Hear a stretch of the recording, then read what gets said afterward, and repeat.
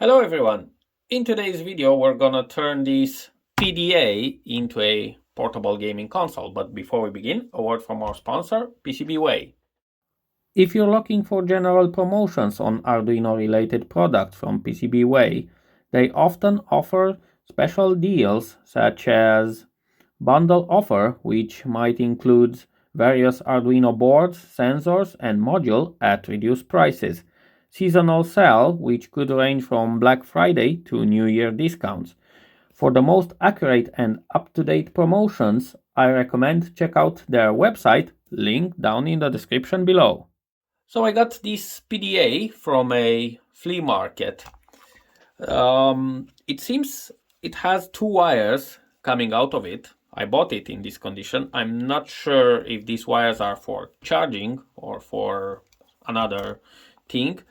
And also I noticed that these two buttons are not pressable. Basically, I can press all the buttons except these two. They seems to be stuck.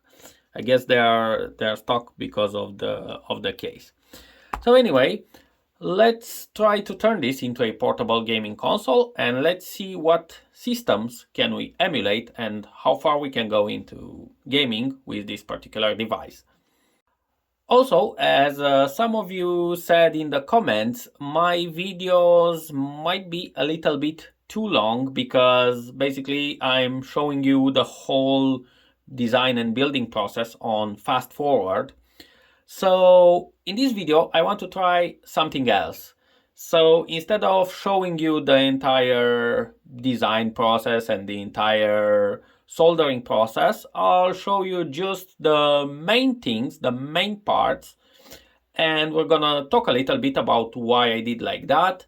And in the end, we'll see the gameplay on this. So you will let me know in the comments if you like this fast video format, or would you like the previous one in which you could see the whole process on fast forward, or maybe you like this one more where you see just the main parts. So let's get started by designing the case.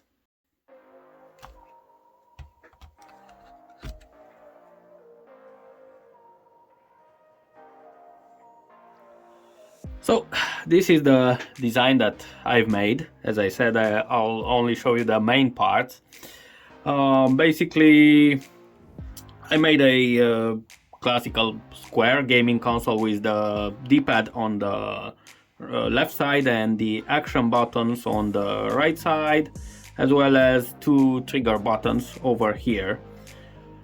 So let's 3D print now this thing, and then we'll move on.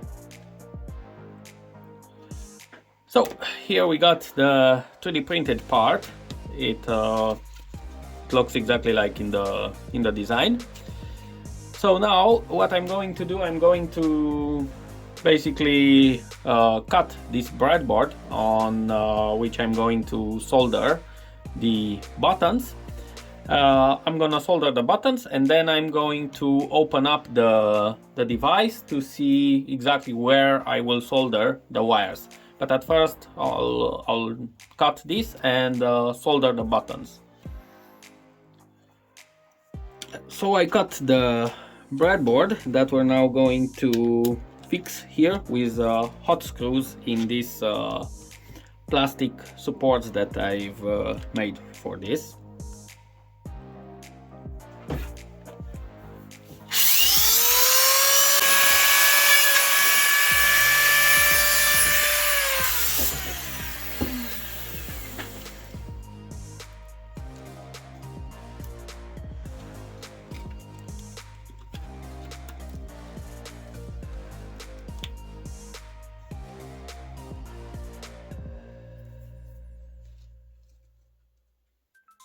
So now I'm going to put the screws in place.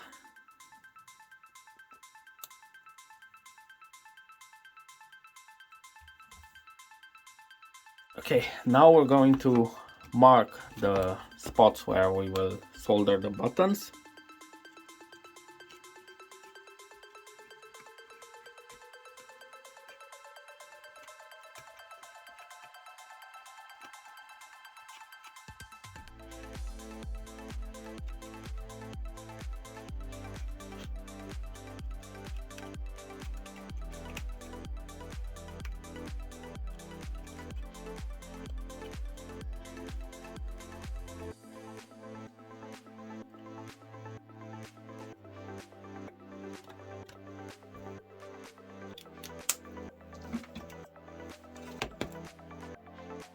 So with the button soldered, let's now open up the PDA and see what's inside.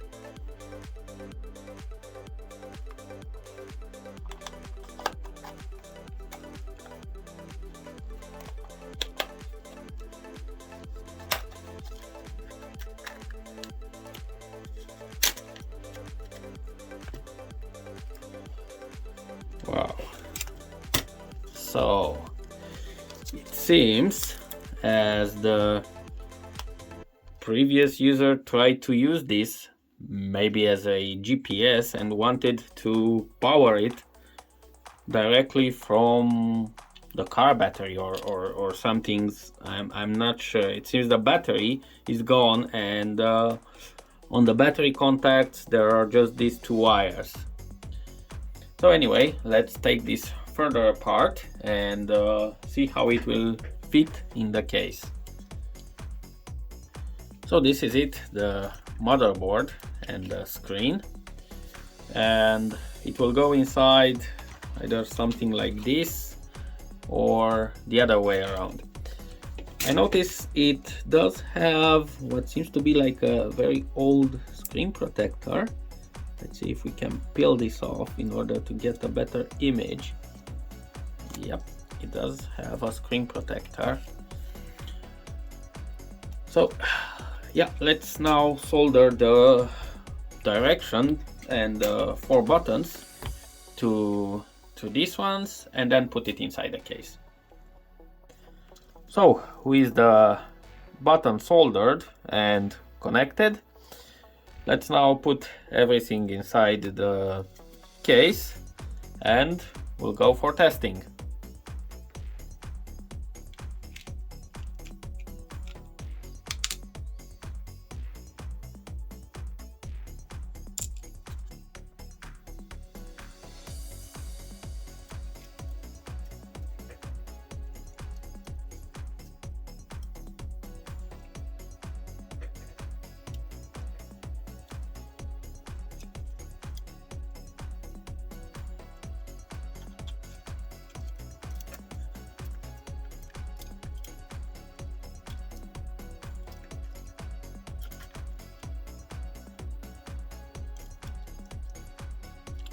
So with this assembled, I'm now going to make the battery, and for that I'm going to use this small battery. It's not a very high capacity battery, but for this project it should be good enough. Okay, so we'll now put the back cover.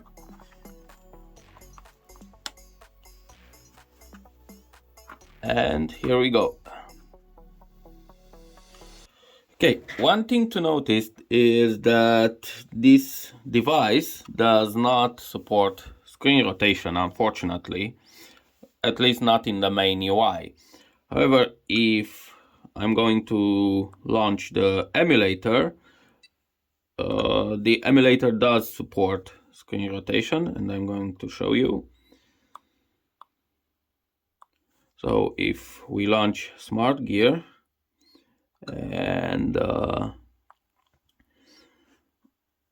let's try to open some game. I think we'll also start with testing the NES, the Famicom system. So let's try to rotate the screen 90 degrees. Also, the game, the emulator, I think it supports full screen. So let's try to do that.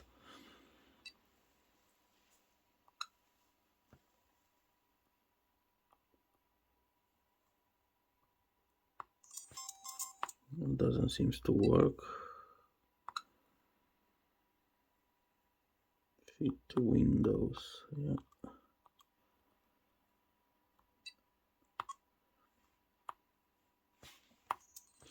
Oh, this is the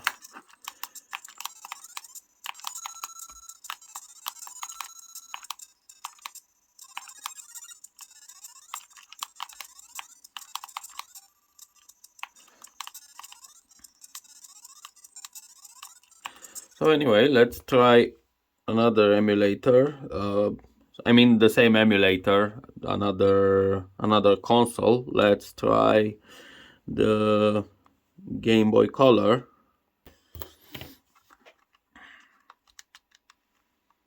I'm not sure if I have to.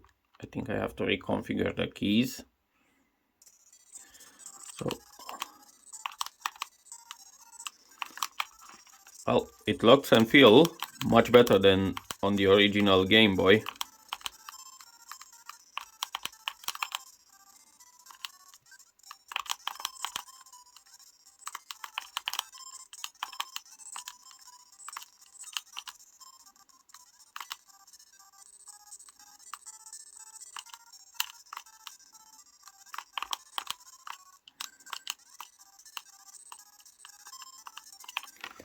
So let's see another.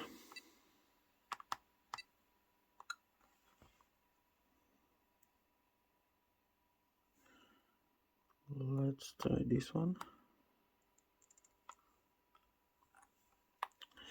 This is a Sega Master System game. Let's go into full screen.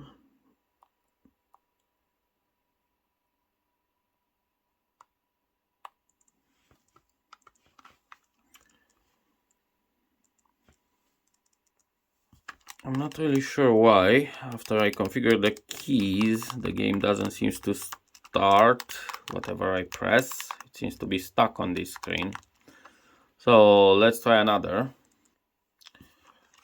This is a Game Boy Color game.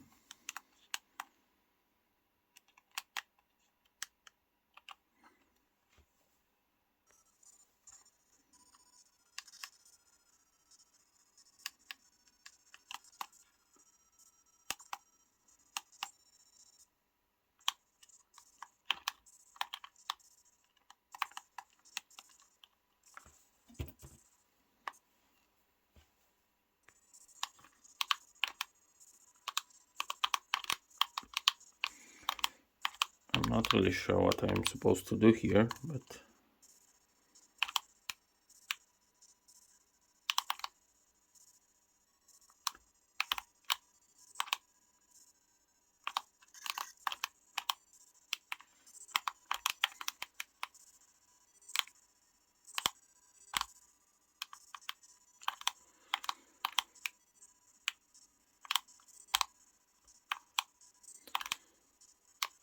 the emulation speed is really good.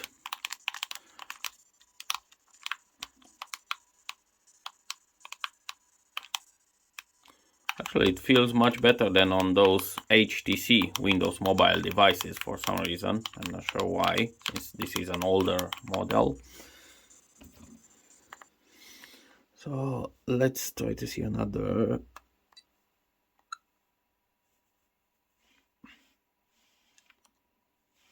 On the PC side of things, I managed to install Doom, but for some reason it only goes into this screen mode, and I didn't found any settings to map these keys as the arrow keys.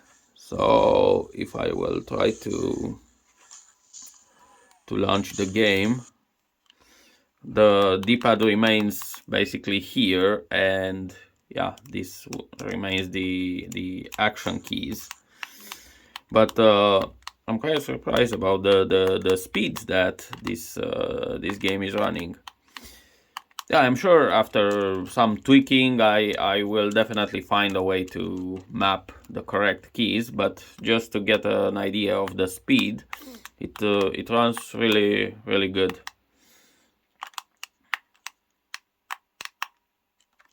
So yeah, this is Doom on this gaming console.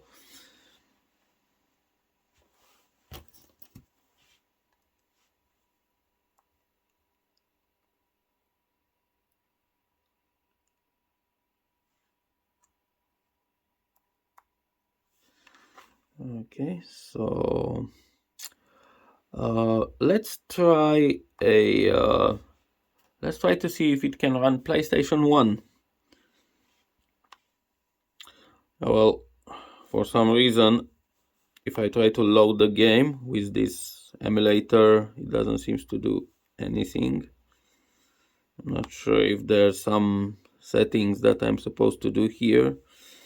So, but I have another version of this PlayStation emulator. So let's try this one. This is an older version. So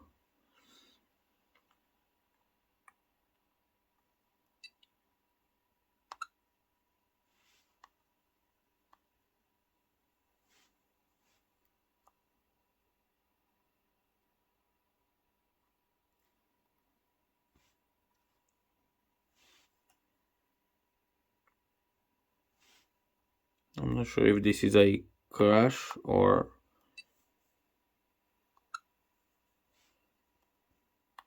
let's try again.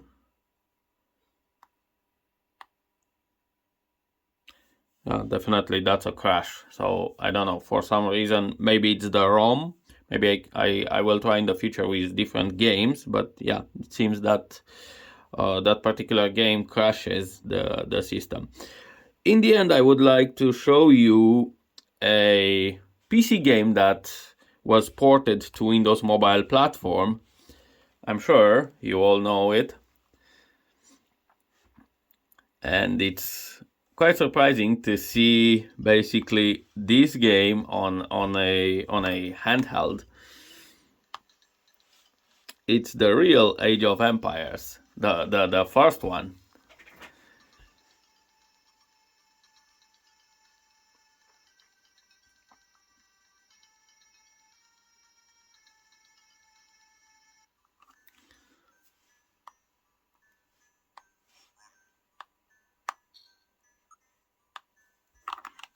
I can use also the arrow keys to move around the map. So again, yeah, it doesn't go into this mode. At least I don't know. Maybe there's a settings to do that, but yeah, and that is why the arrow keys are upside down also. But yeah, seeing this this game on a handheld, it's actually, yeah, it's quite interesting.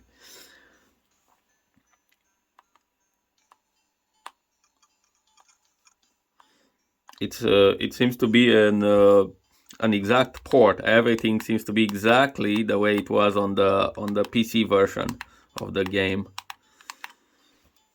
So, and it looks really nice on this screen. So this is definitely something that I would maybe play on in an airplane or something.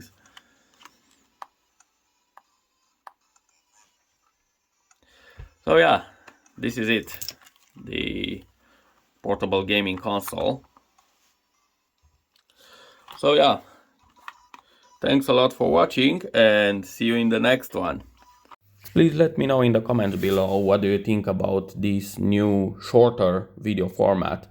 Would you like to see the whole process on fast forward as like I did before, or do you like this one where you see just the main parts?